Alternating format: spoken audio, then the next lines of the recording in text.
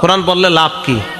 লাভগুলো এবার শুনতে থাকেন। 1 নাম্বার, কোরআন যেই ঘরের মধ্যে বেশি পড়বে মানুষ, তাদেরকে প্রতিদান আল্লাহ বাড়ায়া দিবে। শুধু তাই নয়, তাদের মর্যাদা একের পর এক আল্লাহ বাড়াইতেই থাকবেন। সূরা ফাতির আয়াত নাম্বার 29, 30 নাম্বার আয়াতে আল্লাহ বলেন, আউযু বিল্লাহি মিনাশ শাইতানির রাজীম, ইন্নাল্লাযীনা ইয়াতলুনা কিতাবাল্লাহ ওয়া আকামুস সালাহ ওয়া আনফাকু মিম্মা রাযাকনাহুম সিররাও ওয়া আলানিয়া। নিশ্চয়ই যারা আল্লাহর কোরআন তেলাওয়াত করে, 2 নাম্বার ওয়া আকামুস সালাহ, নামাজ কায়েম করে, 3 নাম্বার ওয়া আনফাকু মিম্মা রাযাকনাহুম সিররাও ওয়া আলানিয়া, গোপনে প্রকাশ্যে আমি যাদেরকে রিজিক দান করলাম, এই রিজিক থেকে যারা আল্লাহর রাস্তায় খরচ করে, ইয়ারজুনা তিজারা, তারা এমন ব্যবসার আশা করে, লান তাবুর, যেই ব্যবসায় কখনো লস নাই, যেই ব্যবসা কখনো ধ্বংস হবে না, যেই ব্যবসা লাভ আর লাভ। কোরআন পড়লে, নামাজ পড়লে, দান করলে কোনো লস নাই, তা লাভ কি? ফাতিরের 30 নম্বর আয়াতে আল্লাহ বলেন, লিওয়াফিয়াহুম উজুরহুম, আল্লাহ তাদেরকে যেন তাদের পরিপূর্ণ প্রতিদান দিয়ে দেয়। ওয়ায়াজিদাহুম মিন ফাদলি, আল্লাহ যেন তাদেরকে প্রতিনিয়ত তাদেরকে অনুগ্রহ বৃদ্ধি করে দেয়। আয়াত প্রমাণ করে, যেই ঘরের মধ্যে কোরআন তেলাওয়াত করা হয়, ওই ঘরের মধ্যে যত সমস্যা, অভাব, অনটন আল্লাহ দূর করে দেয়। কোরআন পড়েন, সবাই কোরআন পড়েন। আগে কৃষকরাও সকালবেলা কোরআন পড়তো, সবাই কোরআন পড়তো আগে দেশ গ্রামে। 15-20 বছর আগে কোরআনের আওয়াজ ছিল। যেই মোবাইল আসলো হাতে হাতে, এখন শুধু মাসালা জিগায়, মোবাইলে পড়লে হবে কি হবে না, এটা জিগাইতে জিগাইতে আর পড়ে না। হবে, অবশ্যই হবে, মোবাইলে পড়লেও হবে, কিন্তু পড়েননি। মোবাইলে পড়লে হবে, কিন্তু পড়েন না তো। আল্লাহ আমাদেরকে কোরআন পড়ার তৌফিক দান করেন। 2 নাম্বার ফজিলত, কোরআনের সাথে যে মহব্বত লাগায়, কোরআনের সাথে যে ভালোবাসা স্থাপন করে, উনি যদি বস্তিরও হয়, 10 তলার হয়, তার দাম বেড়ে যায়। কি বললাম? বস্তির হইলেও দাম বেড়ে যায়। দলিল ইবনে মাজাহ হাদিসের একটা কিতাব আছে, এই কিতাবের 218 নাম্বার হাদিস, মুসলিম শরীফও আসছে হাদিসটা।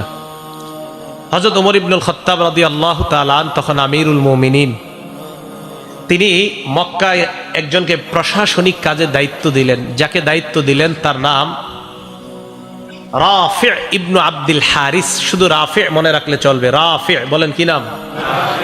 ওনাকে মক্কার প্রশাসনিক কাজের দায়িত্ব দিলেন ওমর ইবনুল খাত্তাব।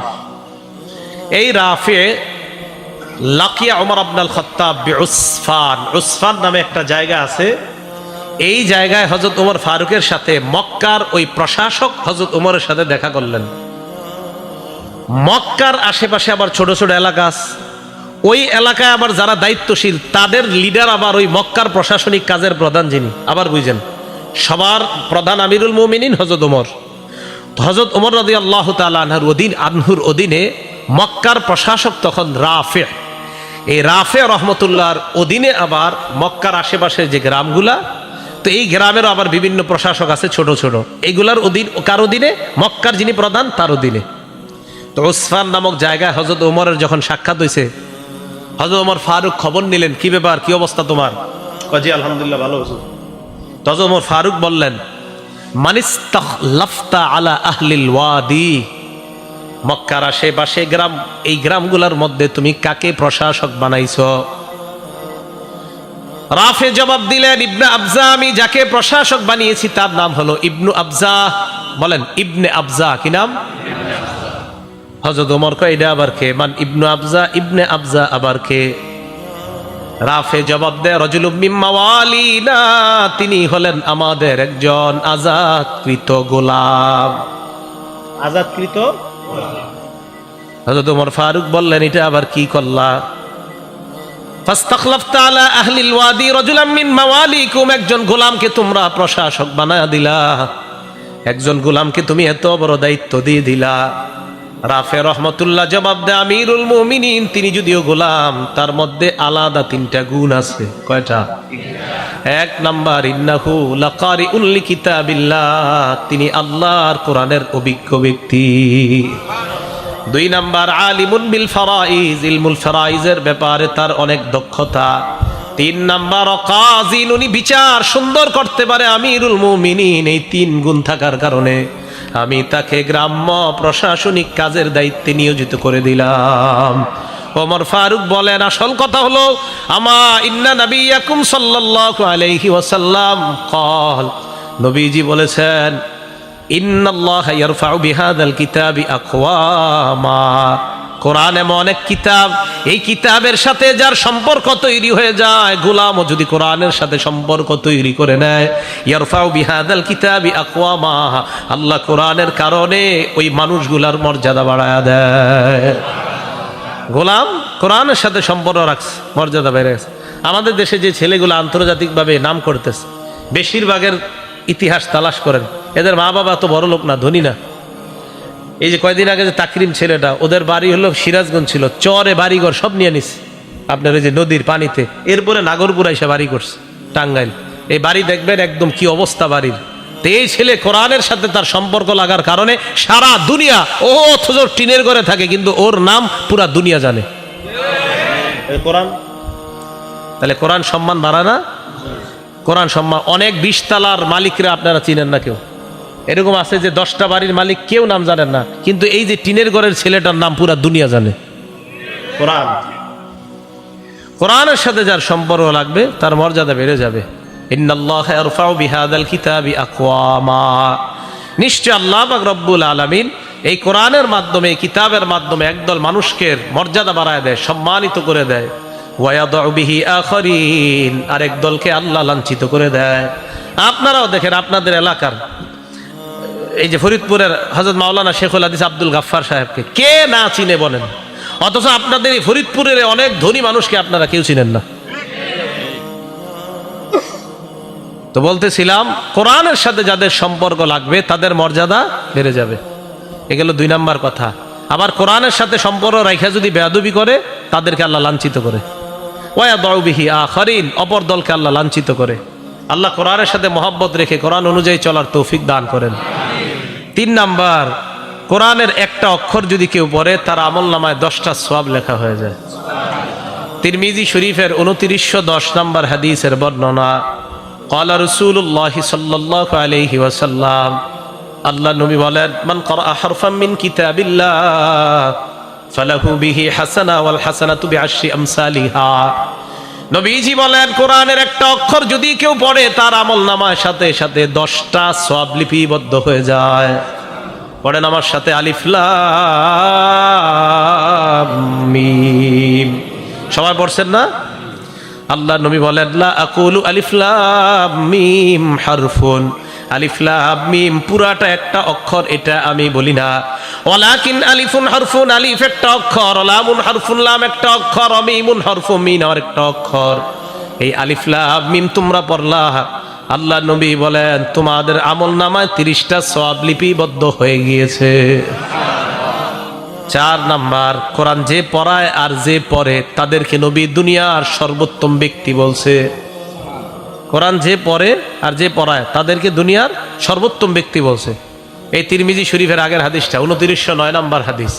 ক্বালা রাসূলুল্লাহ সাল্লাল্লাহু আলাইহি ওয়াসাল্লাম, খায়রুকুম মান তাআল্লামাল কুরআনা ওয়া আল্লামা, তোমাদের মধ্যে সর্বোত্তম ওই ব্যক্তি যে কোরআন শিখে এবং অন্যকে শিখায়। এলাকার ছোট্ট ছোট্ট মুক্তবের মধ্যে উস্তাদরা ছাত্রদেরকে পড়ায়, বলো আলিফ, ছাত্র পড়ে আলিফ, বলো বা, ছাত্র পড়ে বা, বলো 2 নুক্তাওয়ালা কফ, ছাত্র পড়ে 2 নুক্তাওয়ালা কফ। এই যে উস্তাদ পড়ে আর ছাত্র পড়ে, উস্তাদ পড়ায় আর ছাত্র পড়ে, আল্লাহ নবীর ভাষায় নবী বলেন আমি তোমাদেরকে দুনিয়ার সর্বোত্তম ব্যক্তি বলে ঘোষণা করলাম। আপনি মানেন আর না মানেন, রসুলের কথা এটা মানতেই হবে। না মানলে আপনার লস, মানলে আপনার লাভ।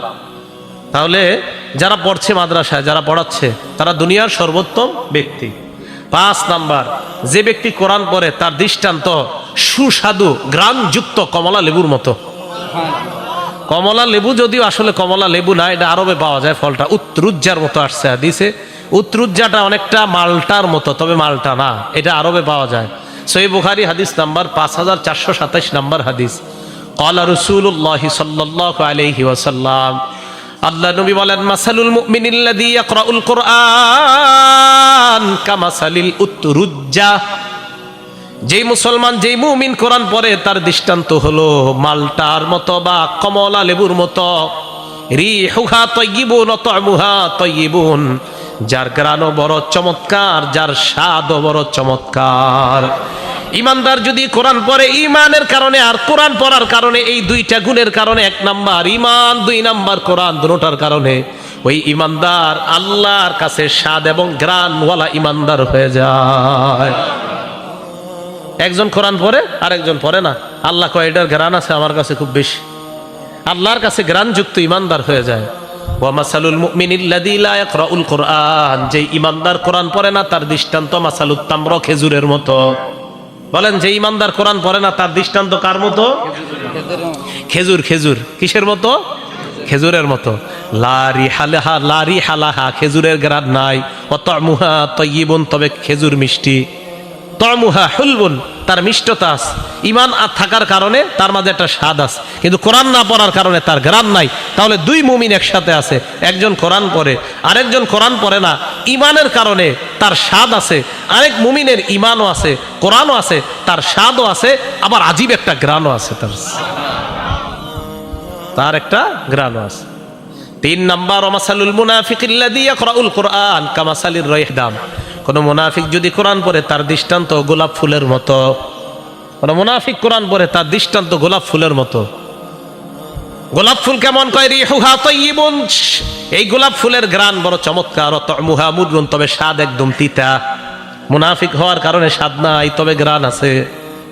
4 নাম্বার ওয়া মাসালুল মুনাফিকিল্লাযী লা ইয়াকরাউল কুরআন, যে মুনাফিক সমাজে বইলা বেড়ায় আমি ইমানদার, আসলে ইমানদার না, দিলেও ইমান নাই, মুখে শুধু বলে ইমানদার।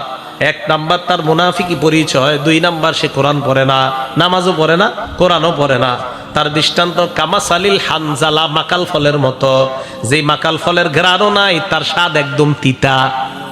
তাহলে যে ইমানদার কোরআন পড়ে তার দৃষ্টান্ত ঘ্রাণওয়ালা এবং স্বাদওয়ালা ফলের মতো। তাহলে আমরা ইনশাআল্লাহ ঘ্রাণওয়ালা এবং স্বাদওয়ালা ইমানদার যেন হতে পারি, আল্লাহ তৌফিক দান করেন। তাই মাদ্রাসায় যে ছেলেগুলা পড়াশোনা করে, আপনারা বলেন মক্তবে, মাদ্রাসায় অথবা উলামায়ে কেরাম যারা পড়ায়, তাদের তো 24 ঘন্টা তাদের থেকে একটা ওই কোরআনের ঘ্রাণ বের হতেই থাকে। সুবহানাল্লাহ। কি কথা বিশ্বাস হয়েছে তো সবার? কেন হবে না? বুখারী শরীফের 5427 নাম্বার হাদিসের বর্ণনা বললাম এটা। 6 নাম্বার, রাতের বেলা আপনি একা একা উঠে কোরআন পড়তেছেন 2টা 3টায় বা 3:30টায়, কথার কথা, হ্যাঁ 3:30টায় উঠছেন, অথবা বাচ্চাদেরকে উঠাই দিয়েছেন, এলাকার সবাই ঘুমায়, এলাকার কেউ কোরআন শোনার মতো নাই। আল্লাহ নবী কয় তো কি হয়েছে, কেউ না শুনলে ফেরেশতারা শুনে। তারা শুনে। দলিল মুসলিম শরীফের 796 নাম্বার হাদিস। আমাদের মাদ্রাসার পাঠ্যপুস্তক অনুসারে মোট হাদিস সংখ্যা হবে 3033টা।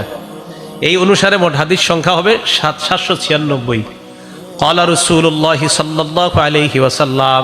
আচ্ছা, নবীজি শেষের দিকে কথাটা বলছে, পুরা হাদিসটা শোনেন, এটা মজার ঘটনা এই হাদিসটা। হাদিসের বর্ণনাকারী সাহাবার নাম আবু সাঈদ খুদরি রাদিয়াল্লাহু তাআলা। তিনি যার সম্পর্কে বর্ণনা করেছেন হাদিসটা, তার নাম উসাইদ ইবনে হুযাইর রাদিয়াল্লাহু তাআলা। এই উসাইদ ইবনে হুযাইর বলেন, আমি আমার আস্তাবল মানে যেখানে আমার ঘোড়াকে বেঁধে রাখি, এই আস্তাবলের মধ্যে আমি রাতের বেলা কোরআন পড়ছিলাম। আকরা উফি মিরবাদি, আমি রাতের বেলা আমার ঘোড়ার আস্তাবলে কোরআন পড়ছিলাম। আমার ছেলের নাম ইয়াহিয়া, ও পাশে শুয়ে শুয়ে ঘুমাইতেছে, পাশে শুয়ে রাখছে। তো উসাইদ ইবনে হুযাইর বলেন, আমি কোরআন পড়তে লাগলাম। ইসজালাত ফারাসুহু, উসাইদ ইবনে হুযাইরের ঘোড়াটা লাফানো শুরু করছে। উসাইদ ইবনে হুযাইর কোরআন তেলাওয়াত বন্ধ করলেন। ফাকরাআ সুম্মা জালাত উখরা, উসাইদ ইবনে হুযাইর কিছুক্ষণ চুপ থাকার পর আবার তেলাওয়াত শুরু করলেন। তেলাওয়াত যেই মাত্র শুরু হয়ে যায়, ঘোড়ার লাফ আবার শুরু হয়ে যায়। ঘটনা কি? উসাইদ ইবনে হুযাইর তেলাওয়াত বন্ধ হয়ে যায়, আবার তেলাওয়াত শুরু করে। ফাকরাআ সুম্মা জালাত আইযান, আবার তেলাওয়াত করে, আবার ঘোড়া লাফানো শুরু করে দেয়। উসাইদ ইবনে হুযাইর চিন্তা করলেন, আমি যদি এত পড়তে থাকি, খাশিতু আন তাতা ইয়াহইয়া, আমি ভয় পেয়ে গেলাম, না জানি ঘোড়া লাফাইতে লাফাইতে আমার ছেলে ইয়াহইয়াকে পদপিষ্ট করে মেরে ফেলতে পারে, এই জন্য আমি পড়া থামায়া দিলাম। ফাকামা ইলাইহা, এবার আমি ঘোড়ার কাছে গেলাম, যাওয়ার পর উপরের দিকে তাকাইলাম, তাকায় দেখলাম ফাইদা ফাওকা রাসি মিস্তুজুল্লা, আমার মাথার উপর মেঘখণ্ডের মতো দেখা যায়, মাথার উপর মেঘখণ্ড রাতের বেলা। এই মেঘখণ্ডের মধ্যে তাকায় দেখি ফিহা আমসালুস সুরুজ, অনেকগুলা বাতি ওই মেঘখণ্ডের মধ্যে দেখা যায়। বাতি বাতি অনেকগুলা বাতি একসাথে। আমি তাকায় রইলাম, হঠাৎ আমি দেখি আরজাত ফিল জাউই, ওই মেঘখণ্ডটা বাতি সহ শূন্যের মধ্যে চলে যায়। হাত্তা মা আরাহা, আর দেখতে পাই না। ফালাম্মা গাদাউতু আলা রাসূলিল্লাহি সাল্লাল্লাহু আলাইহি ওয়াসাল্লাম, সকালবেলা আমি আল্লাহ নবীর কাছে আসলাম। আসার পর আল্লাহ নবীকে আমি বলতে লাগলাম, ইয়া রাসূলুল্লাহ বাইনামা আনাল বারিহাতা আকরাউ ফি মিরবাদি, গত রাতে আমি আমার আস্তাবলের মধ্যে কোরআন পড়ছিলাম, হঠাৎ আমার ঘোড়াটা লাফানো শুরু করে দেয়। আল্লাহ নবী কয়, ইকরা ইবনে হুজাইর, ও উসাইদ ইবনে হুজাইর, যদি তুমি আরো তেলাওয়াত করতা। হুজুর আরো তো করছি। তারপর হুজুর আরো তেলাওয়াত করলাম, ঘোড়া আরো লাফায়। নবীজি কয়, ইস ইকরা ইবনে হুজাইর, আরো পড়তা। হুজুর আরো পড়ছি তো। আবার ঘোড়া লাফায়, আবার থামলাম। নবী কয়, ইকরা ইবনে হুজাইর, ও ইবনে হুজাইর, তুমি আরো পড়তা। হুজুর আবার পড়ছি। পরে টেনশন করলাম, আমার ছেলেটার গায়ের মধ্যে এই ঘোড়া লাফাইতে লাফাইতে পা পড়লে আমার ছেলেটা মারা যাবে। নবীজি কয়, ইকরা ইবনে হুজাইর, যদি আরো পড়তা। হুজুর আর বলি নাই, থাইমা গেছে। নবীজি বললেন, তুমি পড়ো না, আর কয় না। এবার আল্লাহ নবী কয়, ও উসাইদ ইবনে হুজাইর, রাতের বেলা তুমি যখন তেলাওয়াত করতেছিলা, ওই মেঘখণ্ডের মধ্যে যাদেরকে দেখলা, যেই বাতিগুলা দেখলা, এইগুলা বাতি না, তিলকাল মালাইকাতু তাসতামিউ ইলাইকা, এরা হলো আল্লাহর ফেরেশতা, তোমার কোরআন শুনতেছিল। এরা আল্লাহর ফেরেশতা। বলে 3টা 3:30টায় উঠা কোরআন পড়লে কি লস আছে? বলে না কা। এখন কথা হলো, হুজুর 3টা বাজে বাচ্চাগুলারে উঠানো কেমন? প্রশ্ন হইতে পারে, ঠিক না? সহিহ বুখারী 699 নম্বর হাদিস। বলেন কোন কিতাব? কোন কিতাব? হাদিস নাম্বার 699। বলেন 699। আব্দুল্লাহ ইবনে আব্বাস রাদিয়াল্লাহু তাআলা আনহুর বর্ণনা। এইটা একটু কইতে হইব, কার বর্ণনা? আব্দুল্লাহ ইবনে আব্বাস। ওনার বয়স তখন 10। বলেন বয়স কত? 10। বয়স তখন। আর আব্দুল্লাহ ইবনে আব্বাস রাদিয়াল্লাহু তাআলা আনহু قال, আব্দুল্লাহ ইবনে আব্বাস রাদিয়াল্লাহু তাআলা আনহুমার বর্ণনা, তিনি বলেন, বিত্তু ইনদা খালাতি মাইমুনা রাদিয়াল্লাহু তাআলা আনহা, আমি আমার খালা মাইমুনার বাড়িতে রাত্রিবেলা যাপন করলাম। জানুনি কেন রাত্রি যাপন করলাম? রাতের বেলা আমার টার্গেট আল্লাহ নবী কি করে এটা দেখব। আমি আমার খালার বাড়িতে রাত্রি যাপন করলাম। হঠাৎ আমি দেখলাম, ফাকামান নবিয়্যু সাল্লাল্লাহু আলাইহি ওয়াসাল্লাম ইউসাল্লি মিনাল লাইল, আল্লাহ নবীকে দেখলাম রাতের বেলা নবী তাহাজ্জুদ নামাজে দাঁড়ায় যায়। এবার প্রশ্ন, তাহাজ্জুদ নামাজে কখন দাঁড়ায়? সহিহ বুখারীর বর্ণনা 183 নম্বর হাদিসের মধ্যে আসছে। আব্দুল্লাহ ইবনে আব্বাসই বলেন, হিনা ইয়াবকা সুলুসুল লাইলিল আখির, রাতের 1/3 যখন, তখন আল্লাহ নবী দাঁড়ায়। আরেকটা বর্ণনা, আল্লাহ নবী যখন দাঁড়িয়েছেন, হাত্তা ইদান তাসাফাল লাইল, রাত যখন অর্ধেক হয়ে যায়, এই অর্ধেক হওয়ার পর বিলাইলিন ক্বাবলাহু বিলাইলিন আও বাদাহু, হয়তো রাতের ওই অর্ধেক হওয়ার একটু আগে অথবা রাত অর্ধেক হওয়ার একটু পরে আল্লাহ নবী জাগ্রত হইলেন। রাত অর্ধেক হওয়ার একটু আগে অথবা একটু পরে নবী জাগ্রত হইলেন। হওয়ার পর আমি দেখলাম আল্লাহ নবী নামাজের মধ্যে দাঁড়াইলেন। এটাই বর্ণনাটা। আরেক বর্ণনা আছে, লম্বা বর্ণনা, নবী উঠলেন, ফাজাআলা ইয়ামসাহুন নাওমা আন ওয়াজহিহি, সহিহ বুখারী 183 নম্বর হাদিস। মুখ থেকে সব সরাইলেন এইভাবে। এটা সুন্নত, মনে রাখবেন। ঘুম থেকে উঠা এইভাবে চোখ ঢলবেন, এইভাবে দেখবেন ঘুম চলে যাবে। আমার রাসূল করছে, করবেন, ঘুম যাক আর না যাক, নবী যেটা করছেন এরকম। তো নবীজি উঠছেন, ওঠার পর ফাকামা ইলা শান্নিন মুআল্লাকা, আল্লাহ রাসূল এক জায়গায় যাইতেন, পাশে ওনার দেয়ালের মধ্যে একটা পানির মশক ঝুলানো থাকতো, এটা আনতেন। তো আনার পর আব্দুল্লাহ ইবনে আব্বাস বলেন, আমি দেখলাম পুরা কি করে। এরপর ওযু করলেন, আমিও করলাম। এরপর নামাজে দাঁড়াইলেন। আমি কুমতু আন ইয়াসারিহি, নবীজির বাম পাশে দাঁড়াইলাম। নবীজি কি করলেন? আখাযা বিরাসি, আমার মাথাটা দইরা, আকামানি আন ইয়ামিনিহি, আমারে ডান পাশে দাঁড় করায় দিলেন। এখন আপনাদের প্রশ্ন, হুজুর আব্দুল্লাহ ইবনে আব্বাসের বয়স যে 10 বছর, এটা কই পাইলেন? হইতে পারে প্রশ্ন। হ্যাঁ, আব্দুল্লাহ ইবনে আব্বাসের বয়স যে 10 বছর, এটা কোথায় পেলেন? মুসনাদ আহমদ হাদিস নাম্বার 3437 নম্বর হাদিসে আছে। আব্দুল্লাহ ইবনে আব্বাস বলেন, আমি যখন রাতের বেলা আল্লাহ রাসূলের সাথে তাহাজ্জুদ নামাজে দাঁড়াইলাম, ওয়া আনা ইয়াউমা ইযিন ইবনু 10 সিনিনা, তখন আমার বয়স 10। বয়স কত? 10। বয়স কত? 10। তো সমস্যা কোথায়? 10 বছরের বাচ্চা যদি রাতে 3টা 3:30টায় ওঠে, সমস্যা আছে? আর কেন নাই সমস্যা? ওই তিনটায় উঠা উনি নামাজ পড়বে, তাহাজ্জুদ পড়বে, আল্লাহর কাছে দোয়া করবে। প্রশ্ন, হুজুর কেন দোয়া করবে? সহিহ বুখারীর বর্ণনা, ইয়ানজিলু রাব্বুনা আযজা ওয়া জাল ফি কুল্লি লাইলাতিন ইলাস সামাঈদ দুনিয়া হিনা ইয়াবকা সুলুসুল লাইলিল আখির। রাতের 1/3 যখন হয়ে যায়, প্রত্যেক রাত্রে আমার রব প্রথম আসমানে আসে। আসার পর বলে, মাইয়াদউনি, আমার কাছে যে চাইবে, আমাকে যে ডাকবে, আমাকে যে ডাকবে, ফাস্তাজিব লাহু, আমি তার ডাকে সাড়া দিব। ওয়া মাইয়াসআলুনি ফাউতিয়া, আমার কাছে যে চাইবে আমি তাকে দিব। ওয়া মাইয়াস্তাগফিরুনি ফাগফির লাহু, যে আমার কাছে ক্ষমা চাবে আমি তাকে ক্ষমা করব। একটা ছেলে আল্লাহর কাছে যদি বলে, আল্লাহ আমার 10 জন বন্ধু আছে, তারা 5 পৃষ্ঠা করে সবক দিতে পারে, আমি 2 পৃষ্ঠা কেন পারি না? মাবুদ তুমি আমাকে তাদের মতো যেন আমিও পারি, আমাকে তৌফিক দিয়ে দাও। হতেও তো পারে রাতের ওই অংশের দোয়া আল্লাহ কবুল করে তাকে ওই 10 জনের মতো মেধাবী আল্লাহ বানায়া দিবেন। এই কথা বুঝে আসছে? তাহলে রাতের বেলা যদি বাচ্চা ওঠে, এটা কি দলিল সহ না দলিল ছাড়া? দলিল সহ। আল্লাহ আমাদেরকে বুঝার তৌফিক দান করেন। হ্যাঁ, বলছিলাম রাসূল আকরাম সাল্লাল্লাহু আলাইহি সাল্লাম বলেন, তারা ছিল ফেরেশতা। ভুলে গেছেন নি কোন জায়গায় ছিলাম? মুসলিম শরীফে 796 নম্বর হাদিসে ছিলাম। তো তারা ফেরেশতা, তিলকাল মালাইকা, তারা হলো ফেরেশতা, তারা তোমার পড়া শুনতে ছিল। এবার আল্লাহ নবী বলেন, লাউ করাতা, তুমি যদি পড়তেই থাকতা, আসবাহাত হাত্তা ইয়ারাহান নাস মা তাস্তাতিরু ইলাইহিম, তুমি যদি সকাল পর্যন্ত পড়তা, ফজরের আজান শুইনা মুসল্লিরা যখন মসজিদে আসতো, তারা সচক্ষে ফেরেশতাদেরকে দেখতে পাইতো। তাহলে রাতের বেলা কোরআন তেলাওয়াত করা এটাও প্রমাণিত। রাতের বেলা তাহাজ্জুদ পড়া, বাচ্চা পড়বে, এটাও প্রমাণিত। ওই সময় আল্লাহ দেওয়ার জন্য প্রস্তুত থাকে, তাই বাচ্চারা ওই সময় উঠা তাদেরকে এই অভ্যাস করানো যে আল্লাহর কাছে চাওয়ার অভ্যাস করো, এটাও প্রমাণিত। আর ওই সময় মানুষ যদিও কোরআন তেলাওয়াত না শোনে, ওই সময় ফেরেশতারা কোরআন তেলাওয়াত শোনে, এটাও আমরা হাদিস থেকে প্রমাণ পাইলাম। আল্লাহ আমাদের সকলকে বুঝার তৌফিক দান করেন। 7 নাম্বার কথা, কোরআনের মর্যাদা এত বেশি, 2 ব্যক্তি শহীদ হয়ে গেছে। কয়জন? 2 জন শহীদ হয়েছে। এই 2 জন শহীদ হওয়ার পর কারে কবরে রাখবে? এক কবরে রাখবে 2 জনের আর কি। উহুদের যুদ্ধে প্রায় 70 জন শহীদ হয়েছে।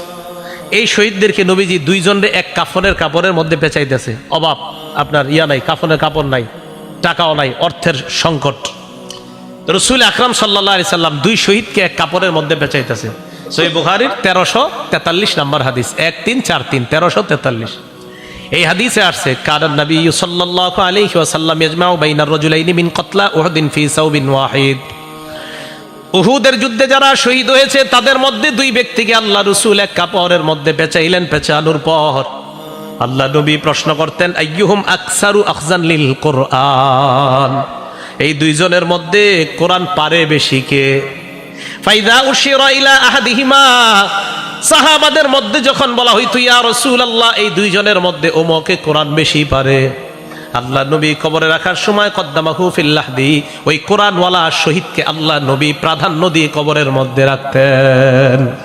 তাহলে কি বোঝা যায়? বলেন, কোরআনওয়ালার মর্যাদা মরার আগে না মরার পরেও? বুঝেন নাই? কোরআনওয়ালার মর্যাদা মরার আগে না পরেও? কোরআনওয়ালার মর্যাদা শহীদ হওয়ার আগে না শহীদ হওয়ার পরেও? আল্লাহ বুঝার তৌফিক দান করেন। 8 নাম্বার, কোরআন যে ব্যক্তি পড়ে, যারা কোরআন পড়ে তারা আল্লাহর পরিবারভুক্ত হয়ে যায়। বলেন, কোরআনওয়ালা কার পরিবারভুক্ত? একটু জোরে বলেন, কোরআনওয়ালা কার পরিবারভুক্ত? হ্যাঁ, কোরআনওয়ালা আল্লাহর পরিবারভুক্ত। দলিল ইবনে মাজাহ কিতাবের নাম, হাদিস নাম্বার 215 নাম্বার হাদিস। ক্বালা রাসূলুল্লাহ সাল্লাল্লাহু আলাইহি ওয়াসাল্লাম, আল্লাহ নবী বলেন, ইন্না লিল্লাহি আহলিনা মিনান নাস, মানুষের মধ্যে কিছু মানুষ আছে যারা আল্লাহর পরিবারের সদস্য। সাহাবারা প্রশ্ন করলেন, মান হুম ইয়া রাসূলুল্লাহ, এরা কারা আপনার কাছে জানতে চাই। আল্লাহ নবী জবাব দিলেন, হুম আহলুল কোরআন আহলুল্লাহি ওয়া খাসাতুহু, যারা কোরআনওয়ালা, কোরআনের ধারক বাহক, তারা আল্লাহর পরিবার এবং আল্লাহর বিশেষ অন্তর্ভুক্ত হয়ে যায়। উনি আমার আস্থা ভাজন, বলে না এরকম? উনি প্রধানমন্ত্রীর আস্থা ভাজন। কোরআনওয়ালারা আল্লাহর আস্থা ভাজন, আল্লাহর বিশেষ পার্সোনাল মেহমান হলো কোরআনওয়ালারা। আর আমরা সবাই কার বান্দা? আমরা সবাই কার বান্দা? আল্লাহর বান্দা। আমাদের মধ্যে যারা হাফেজে কোরআন, তারা আল্লাহর পার্সোনাল বান্দা, বিশেষ। এরা আমার পার্সোনাল, এরা প্রাইভেট আমার। তাহলে কোরআনওয়ালার মর্যাদা আল্লাহ দেয়, রসুল দেয়, আমরা দিতে সমস্যা কোথায়? আল্লাহ বুঝার তৌফিক দান করেন। 9 নাম্বার, কোরআনওয়ালাকে সম্মান করা। একজন হাফেজে কোরআনকে সম্মান করা মানে আল্লাহকে সম্মান করা। বলেন বলেন, কোরআনওয়ালাকে সম্মান করা। বলেন, আল্লাহকে সম্মান করা। আবার বলেন, কোরআনওয়ালাকে সম্মান করা, আল্লাহকে সম্মান করা। আবু দাউদ শরীফ হাদিস নাম্বার 4843 নাম্বার হাদিস। ক্বালা রাসূলুল্লাহি সাল্লাল্লাহু আলাইহি ওয়াসাল্লাম, আল্লাহ নবী বলেন, ইন্না মিন ইজলালিল্লাহ ইকরামা আজিস শাইবাতিল মুসলিম, সাদা দাড়িওয়ালাকে সম্মান করা, ওয়া হামিলিল কোরআন, কোরআনওয়ালাকে সম্মান করা, ওয়া ইকরামা বিস সুলতানিল মুকসিত, ন্যায়পরায়ণ শাসককে সম্মান করা মানে আল্লাহকে সম্মান করা। বলেন, সাদা দাড়িওয়ালারে সম্মান করা মানে কারে সম্মান করা? হাফেজে কোরআনকে সম্মান করা মানে কাকে সম্মান করা? ইনসাফওয়ালা ন্যায়পরায়ণ শাসককে সম্মান করা মানে কাকে সম্মান করা? তাহলে 3 ব্যক্তিকে সম্মান করা মানে আল্লাহকে সম্মান করা। 1 নাম্বার, সাদা দাড়িওয়ালা মুরব্বী, একে সম্মান করা মানে আল্লাহকে সম্মান করা। 2 নাম্বার, হামিল কোরআন, যারা কোরআনের ধারক বাহক। সাদা দাড়িওয়ালা যারা, দেখবেন এদের দেখলে আলাদা একটা মায়া লাগে। এই যে ডিআইটি মসজিদের খতিব সাহেব হুজুর এতবার আলোচনা করছে, হুজুরে দেখবেন দাড়িটার দিকে তাকাইলে একটা মায়া লাগে, আলাদা একটা মায়া কাজ করে। আপনারা দেখবেন উনি বয়ান কি করছে, হ্যাঁ ওইটা না শুনে দেখবেন অনেকে এরকম যে আর দাড়িটাই তো এত সুন্দর লাগে। আমি অনেক সময় বলি আল্লাহওয়ালাদের মজলিসে যাওয়ার জন্য শুধু এই কারণে আমি বলি যে আল্লাহওয়ালাদের মজলিসে যাবেন। হুজুর অনেক সময় যায়া যদি সামনাসামনি না বইতে পারি কথা বুঝি না। আমি কেন? অনেক সময় অনেক জায়গার মাইকের সমস্যা থাকার কারণে 3-4 তালা মসজিদে কথা বোঝা যায় না। আমি কই চেষ্টা করবেন আল্লাহওয়ালাদের মজলিসে গিয়া কি বলে ওইটা জানা দরকার নাই, খালি তাকায় থাকবেন, কতক্ষণ শুধু তাকায় থাকবেন, এইভাবে দেখতে থাকবেন। এই সাদা দাড়িওয়ালা আল্লাহওয়ালাদের দিকে শুধু তাকায় থাকবেন। এই যে তাকায় থাকবেন দেখবেন ভিতরে পরিবর্তন শুরু হয়ে গেছে। এটা আল্লাহওয়ালাদের একটা আজীব আল্লাহর সাথে সম্পর্ক। তো সাদা দাড়িওয়ালাদেরকে দেখলে দেখবেন অটোমেটিক অন্তর একটা শ্রদ্ধা তৈরি হয়ে যায়। রাসূল আকরাম সাল্লাল্লাহু আলাইহি সাল্লাম বললেন, সাদা দাড়িওয়ালাকে সম্মান করা, কোরআনওয়ালাকে সম্মান করা, আর ইনসাফগার ন্যায়পরায়ণ শাসককে সম্মান করা মানে কাকে সম্মান করা? তাহলে আমরা কোরআনওয়ালাকে সম্মান করব তো ইনশাআল্লাহ। আল্লাহ তৌফিক দান করেন। 10 নাম্বার, এক সাহাবার বিয়া করার টাকা নাই। কি করার টাকা নাই? বিয়া করার টাকা নাই, মোহরানা দেওয়ার মতো টাকা নাই। নবীজি শুধু কোরআন থাকার কারণে এটাই মোহরানা ধরে বিয়ে দিয়ে দিস। সহিহ বুখারী হাদিস নাম্বার 5030 নাম্বার হাদিস।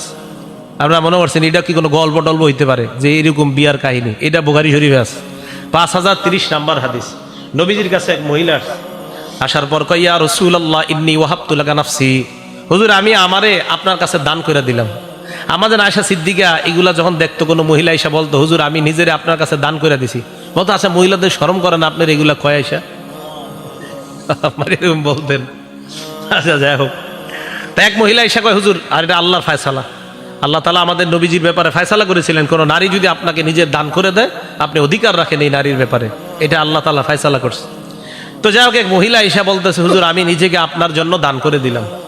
নবী সাল্লাল্লাহু আলাইহি সাল্লাম মহিলার কথা শুনে নিচের দিকে মাথা দিলেন।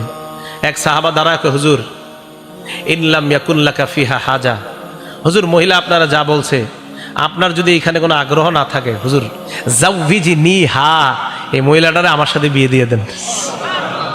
নবী সাল্লাল্লাহু আলাইহি সাল্লাম কয়, তোমার সাথে বিয়ে দিয়ে দিব? কয় জি হুজুর। মাজা ইন্দাকা, কি আছে তোমার? টাকা পয়সা আসেনি? লা ইয়া রাসূলুল্লাহ, আল্লাহর কসম হুজুর কিছু নাই। নবীজি বললেন, ইযহাব ইলা আহলিকা ফানজুর, বাসায় যাও দেখো তোমার হাল ইন্দাকা মিন শাইইন, কিছু আছে কিনা দেখো তালাশ করে। ওয়ালাউ খাতিমাম মিন হাদিদ, লোহার একটা আংটিও যদি হয় তালাশ করে পাইলে আমার কাছে নিয়ে আসো। সাহাবা আয়েশা কয়, হুজুর লোহার আংটিও নাই, আমার কাছে সবচেয়ে মূল্যবান দামি জিনিস হলো আমার এই লুঙ্গিটা।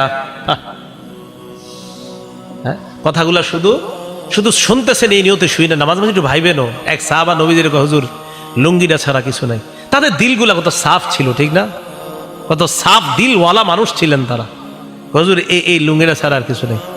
নবী সাল্লাল্লাহু আলাইহি সাল্লাম কয়, লুঙ্গিটা এত সাফ ছিল। একটা হাদিস মনে পড়ে গেছে, এই শোনায় দিই। তিরমিজি শরীফের 3375 নাম্বার হাদিস। এক সাহাবা নবীজির কাছে আসছে, আসার পর কয়, ইয়া রাসূলুল্লাহ ইন্না শারা'i আল ইসলাম কদ কাসুরাত আলাইয়া, হুজুর ইসলামের এত বিধিবিধান আমি মুখস্থ রাখতে পারি না। কত সহজ সরল দেখেন। নবীজি কয়, তো কি করবো এখন কও? হুজুর আখবিরনি বিআমালিন, এমন একটা আমল আমার সংক্ষেপে শিখাইয়া দেন, আতাসাব্বাতু বিহি, আমি যেটা সবসময় আমল করতে পারি, যেহেতু সব মনে রাখতে পারি না, সংক্ষেপে একটা শিখাইয়া দেন যেটা আমলও করতে পারি, মনেও রাখতে পারি, আর মরলে যেন হুজুর তাড়াতাড়ি জান্নাতে যেতে পারি। নবী সাল্লাল্লাহু আলাইহি সাল্লাম কয়, লা ইয়াজালু লিসানুকা রাতাবাম মিন যিকরিল্লাহ, তোমার এই জিহ্বাটা সর্বদা যেন আল্লাহর জিকিরে তরু তাজা হয়ে যায়। জিহ্বাটা সর্বদা আল্লাহর জিকির দ্বারা ভিজিয়ে রাখবা, আল্লাহর জিকির দ্বারা সিক্ত রাখবা, মরবা আর আল্লাহর জান্নাতে প্রবেশ করবা। খুব সহজ সরল ছিলেন সাহাবায়ে কেরাম। যাই হোক, বলতেছিলাম তোকে হুজুর লুঙ্গিটা ছাড়া আমার কিছু নাই।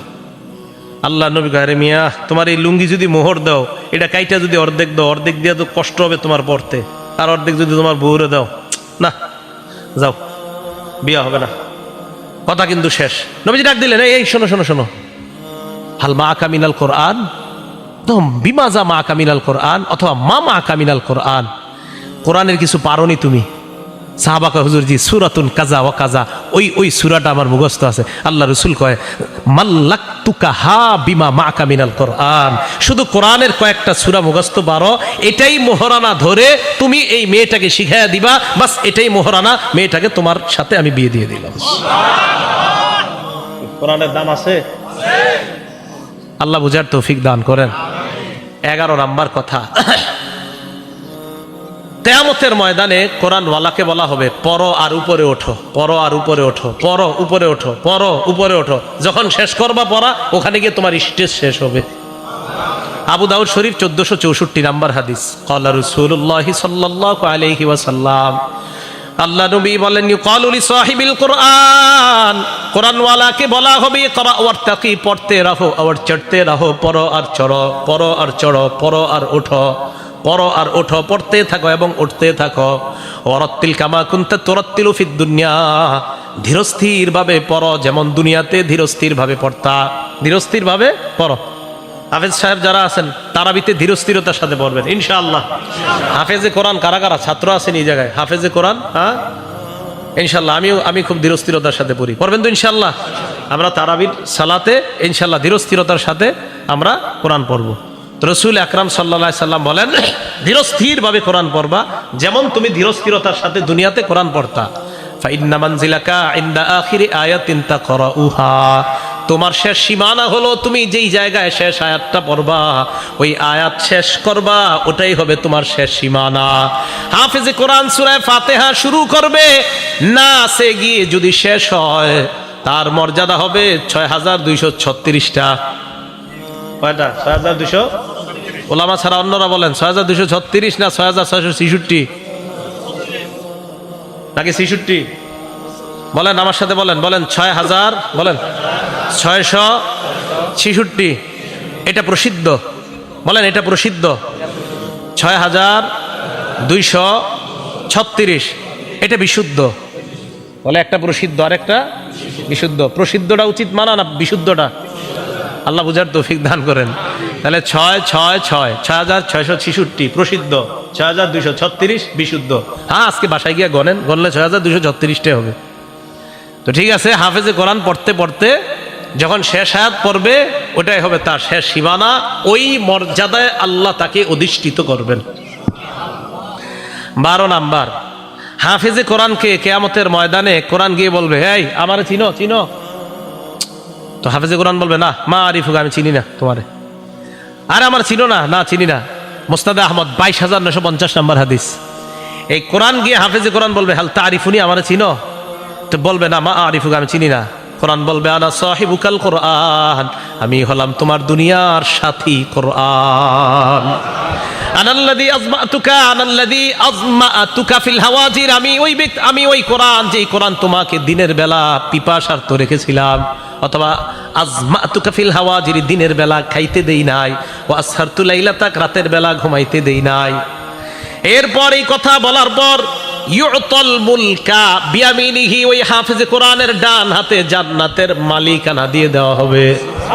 ওয়াল খুলদা বিয়াসিরিহি, অথবা বিশিমালিহি, বাম হাতের মধ্যে জান্নাতে থাকার সর্বদা যেন থাকতে পারে প্রথমে মালিকানা, এরপর হলো রেজিস্টার, প্রথমে মালিকানা, সেল পারমিশন, প্রথমে মালিকানা। আপনারা জায়গা জমিন কিনলে সেল পারমিশন, এরপরে আপনারা যান টিন লাগে, টিন লাগার পর রেজিস্ট্রেশন করতে হয়। হাফেজে কোরআনের ডান হাতে মালিকানা দেওয়ার পর ওয়াল খুলদা বিশিমালিহি, বাম হাতে জান্নাতে চিরস্থায়ীভাবে থাকার সার্টিফিকেট দেওয়া হবে।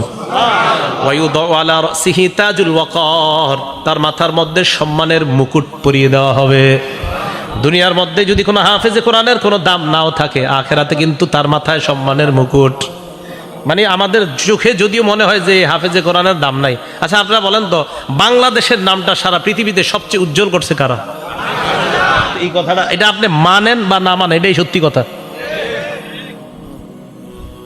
তাহলে কি বোঝা গেল? তো এই ব্যক্তিকে দেওয়ার পর এটা তো হইল ওয়ায়ুকসা ওয়ালিদাহু হুল্লাতাইন, তার মা বাবা তাদেরকে এমন 2 জোড়া পোশাক পরায় দেওয়া হবে। লা ইউকাউইমু লাহুমা আহলুদ দুনিয়া, দুনিয়ার সবাই মিলেও এই 2 জোড়া পোশাকের মূল্য দিতে পারবে না।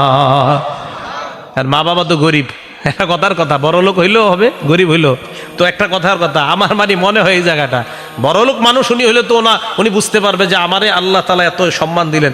তো গরিব যদি হয় এও তো আজীব হয়ে যাবে। বিমা কুসি না হাজিহি, আরে আমগরে এইগুলা পড়ানো হয়েছে কেন? জবাব দেওয়া হবে লিয়াখজি ওয়ালাদিকুমাল কোরআন, তোমাদের সন্তান কোরআন ধারণ করছে এই কারণে আল্লাহর পক্ষ থেকে তোমাদেরকে এই সম্মান দেওয়া হলো।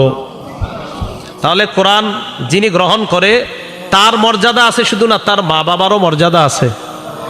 প্রত্যেক ঘরে ঘরে অন্তত একজন সন্তান হাফেজে কোরআন বানান, আল্লাহ তৌফিক দান করেন।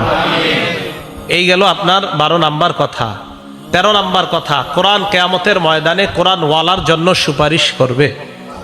সহিহ ইবনে হিব্বান 124 নাম্বার হাদিস, ক্বালা রাসূলুল্লাহ সাল্লাল্লাহু আলাইহি ওয়াসাল্লাম, আল্লাহ নবী বলেন আল কোরআনু শাফিউন মুশাফফা, কোরআন এমন সুপারিশকারী যার সুপারিশ গ্রহণ করা হবে। মান জালাহু আমামা, কোরআন যে সামনে রাখবে মানে কোরআন অনুযায়ী আমল করবে, কদাহু ইলাল জান্নাহ, কোরআন তাকে টানতে টানতে জান্নাতের দিকে নিয়ে যাবে।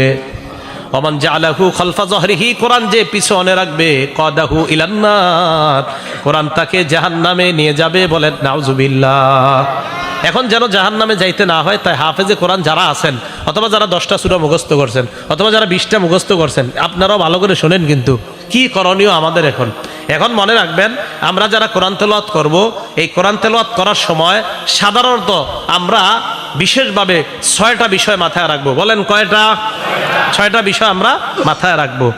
1 নাম্বার, আমরা যখন কোরআন তেলাওয়াত করব তখন আমাদের মাথায় যে বিষয়টা রাখবো সেটা হলো কোরআন নিয়ে গবেষণা করা। বলেন কোরআন নিয়ে কি করা?